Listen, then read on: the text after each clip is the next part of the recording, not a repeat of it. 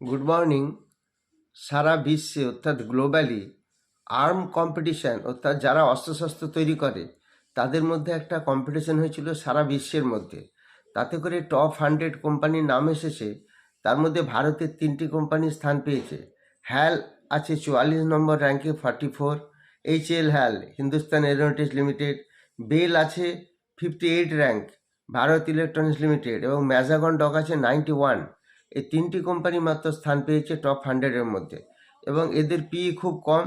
সবথেকে হ্যালের পি কম, হ্যালের পি আছে 33। 3টি কোম্পানি সবথেকে এই ডিফেন্স কোম্পানির মধ্যে স্থান পেয়েছে ভারতবর্ষে। যারা এই রবিবার, সামনের রবিবার অফলাইন ব্যাচে ক্লাস করতে চান তারা যোগাযোগ করবেন হোয়াটসঅ্যাপে। 7 তারিখের পরিবর্তে 14 তারিখ ব্যাচটি শুরু হচ্ছে। আর এখন থেকে আমরা ফেসবুক এবং ইনস্টাগ্রাম ফলো করবেন, এবং প্রত্যেক দিনই প্রায় ভিডিও দেওয়া হবে, সেগুলি ফলো করবেন। হ্যাল, ম্যাজাগন ডক এবং বেল